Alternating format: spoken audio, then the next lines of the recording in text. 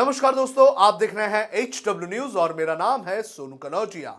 पिछले कुछ वक्त से उत्तर प्रदेश की सरकार लगातार सुर्खियों में है। सुर्खियों में रहने का कारण है उत्तर प्रदेश सरकार की तरफ से लाया गया एक कानून। इस कानून का नाम है उत्तर प्रदेश गैर कानूनी धर्मांतरण अधिनियम 2020। और जैसे ही ये कानून आया, इसको लेकर कई सारे सवाल खड़े हो चुके हैं। इस कानून की अगर बात करें तो इस कानून को लाने के पीछे का मकसद ये है कि अगर कोई किसी के साथ जबरन विवाह करता है और जबरन उसका धर्म परिवर्तन करवाता है तो ऐसे मामलों पर रोक लगाई जाएगी और ऐसा करने के ऊपर कानूनी कार्रवाई की जाएगी।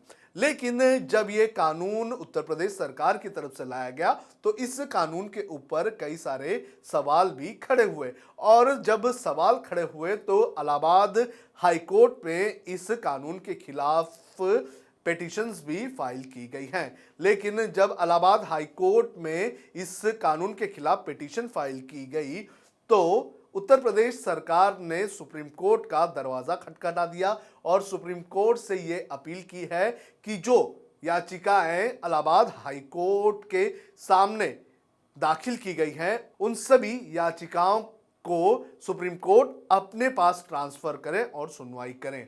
आपको बता दें कि सुप्रीम कोर्ट में जब ये याचिका फाइल की गई है उत्तर प्रदेश सरकार की तरफ से तो उन्होंने आर्टिकल 139A का हवाला दिया है, जिसके तहत सुप्रीम कोर्ट किसी भी राज्य के हाई कोर्ट के जो मामले हैं वो अपने पास ले सकते हैं और मामला लेने के अलावा उसे डिस्पोज्ड ऑफ भी कर सकते हैं। लेकिन सवाल ये उठता है कि इलाहाबाद हाईकोर्ट जो है वो उत्तर प्रदेश की ही है और क्या कारण है कि उत्तर प्रदेश सरकार को इलाहाबाद हाईकोर्ट पर भरोसा होता हुआ नजर नहीं आ रहा है। आपको बता दें कि उत्तर प्रदेश सरकार ये कह रही है कि ये जो कानून उनकी तरफ से लाया गया है वो कथित लव जिहाद को खत्म करने के लिए है। लेकिन जब पिटीशंस इस कानून के खिलाफ दायर होती है तो इलाहाबाद हाईकोर्ट में जिरा करने के बजाय उत्तर प्रदेश सरकार पहुंच जाती है सुप्रीम कोर्ट। लेकिन कुछ चीजें हमारे सामने हैं जिसके बिना पर हम ये कह सकते हैं कि क्या कारण है कि उत्तर प्रदेश सरकार इलाहाबाद हाईकोर्ट के सामने जाने के बजाय सुप्रीम कोर्ट के पास जाना ज्यादा मुनासिब समझ रही है।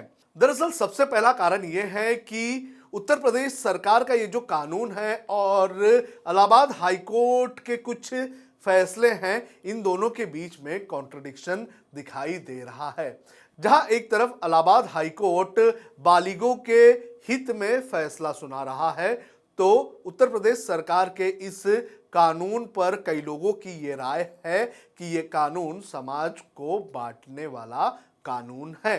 अब मैं इलाहाबाद हाईकोर्ट के पिछले कुछ वक्त के फैसले आपको सुनाता हूं, जिसके तहत कहीं ना कहीं ये निष्कर्ष निकाला जा सकता है कि इलाहाबाद हाईकोर्ट जाना क्यों नहीं पसंद कर रही है उत्तर प्रदेश की योगी सरकार। इंडियन एक्सप्रेस की एक खबर है जिसके मुताबिक इलाहाबाद हाईकोर्ट ने कुछ दिनों पहले एक फैसला सुनाया था और इस फैसले के तहत अगर कोई इंटरकास्ट मैरिज करता है और स्पेशल मैरिज एक्ट के तहत शादी करता है तो अब उसका जो नाम है वो डिस्क्लोज नहीं किया जाएगा।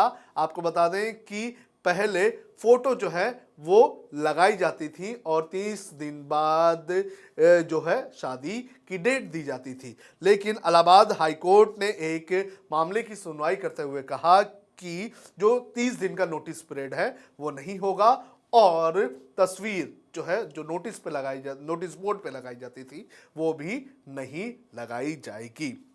इसके बाद एक और खबर है जिसके अंदर सुप्रीम कोर्ट ने कहा था कि right to live on her terms, यानी कि एक महिला की याचिका पर सुनवाई करते हुए इलाहाबाद हाईकोर्ट ने यह कहा था कि एक महिला अपने हिसाब से अपनी जिंदगी बिता सकती है और उसकी जिंदगी में कोई भी इंटरफेयर नहीं कर सकता है। ये मामला भी इंटरफेथ मैरिज का ही था और इस पूरे मामले को लेकर उत्तर प्रदेश के एटा में एफआईआर भी रजिस्टर्ड की गई थी पीड़ित महिला के पति के ऊपर। और आपको बता दें कि जब सुप्रीम कोर्ट ने यह फैसला सुनाया तो सुप्रीम कोर्ट ने इस एफआईआर को भी रद्द करने के आदेश दिए और साथ ही साथ पुलिस को यह भी कहा कि आप महिला को और उसके परिवार को सिक्योरिटी प्रोवाइड करें। इसके बाद हिंदुस्तान टाइम्स में छपी एक खबर है और इसका टाइटल है nobody can interfere in peaceful life of two adults, Allahabad high court. आपको बता दें कि एक मामले की सुनवाई करते हुए इलाहाबाद हाई कोर्ट ने यह कहा था कि अगर दो बालिग एक दूसरे के साथ अच्छे से रह रहे हैं, पीसफुली रह रहे हैं, तो ना तो राज्य, ना तो समाज, ना तो जो पुलिस है वो और ना ही परिवार, ये कोई भी उनकी लाइफ में इंटरफेयर नहीं कर सकता है। इसके बाद एक और खबर है, लाइव लॉ की खबर है और इस खबर का टाइटल है कि Allahabad high court grants protection to interfaith couple who married 3 years ago from police harassment under UP ordinance। आपको बता दें कि एक और मामला सामने आया था इलाहाबाद हाई कोर्ट में के सामने और ये भी इंटरफेथ वाला मामला था और पुलिस ने इस मामले में एफआईआर भी रजिस्टर्ड की थी, लेकिन कोर्ट ने ये जो दंपति था उसे जो है प्रोटेक्शन दी और कहा कि उनके खिलाफ जो एफआईआर रजिस्टर्ड की गई है उस एफआईआर को जो है वापस ले ली जाए।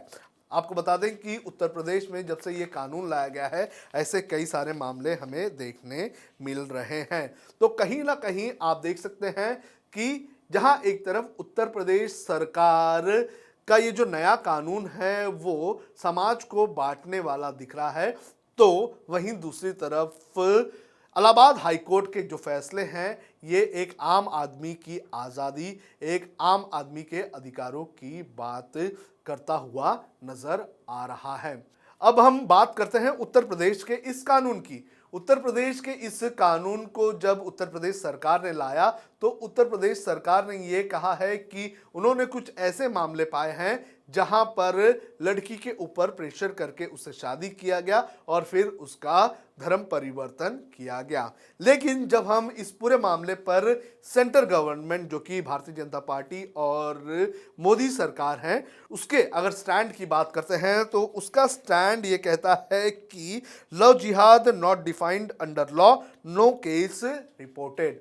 आपको बता दें कि साल 2020 में जब संसद की कार्रवाई चल रही थी तो उस वक्त जो हमारे जूनियर होम मिनिस्टर हैं उनकी तरफ से पार्लियामेंट में ये कहा गया था कि लव जिहाद जैसी कोई भी चीज़ हमारे लॉ में नहीं है और जो हमारी जांच एजेंसियां हैं उन्होंने अभी तक ऐसा कोई भी केस नहीं पाया है जिससे लव जिहाद की पुष्टि हो सके।